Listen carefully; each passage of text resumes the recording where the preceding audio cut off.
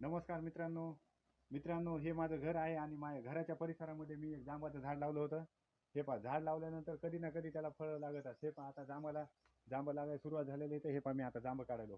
हे पहा, इथं खुर्चीवर उभं राहून, म्हणजे फांटे पडले नाही पाहिजे. हे पहा, हे जांब आलेले आहेत. हे पहा, दाखवा. हे पहा,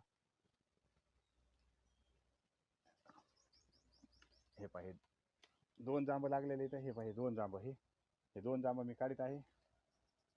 आपले झाडं आपल्याला दोन प्रकारचे हे करतात. झाडापासून सावली पण भेटते आणि झाडापासून फळ बी भेटतं. त्यामुळे आपल्या घराच्या परिसरामध्ये थोडीफार जागा जर असेल तर तिथं तुम्ही झाडे लावा. जांब, पेरू, चिकू, आंबा. हे पहा, जसं हे जांबाचं झाड आहे तसंच आमच्या घराच्या परिसरामध्ये. हे पहा, इकडे दाखवू. हे पहा, हे आंब्याचे पण झाड लावलेले. ते झाडे हे पहा, कधी ना कधीतरी याला पण फळ येतात. इकडं पण जांब आहे. माझ्या घराच्या परिसरात खूप जांब आहे. हे पहा, हे पण जांबाचं आहे. ते पण आहे. पलीकडे एक चिकूचं आहे. हे पहा, अंजीरचं पण झाड आहे. इकडे दाखव एक मिनिट. हे पहा, घराच्या परिसरामध्ये खूप झाडं लावलेले आहेत. हे पहा, बघा, वांगे बी आम्हाला भाजीला वांगे पण आणायची गरज नसते. आम्ही वांगे, पुन्हा हे काय म्हणते ते टमाटे इथं. हे पहा, कनेरीचं आहे, हे अंजीरचं आहे, हे गुलाबाचं आहे.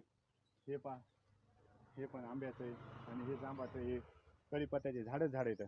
त्याच्याने तुम्ही पण तुमच्या घराच्या परिसरामध्ये झाडं लावा रिकाम्या जागेत. धन्यवाद. छान, ओके. आणि चॅनलला सबस्क्राईब करा, लाईक करा, शेअर करा.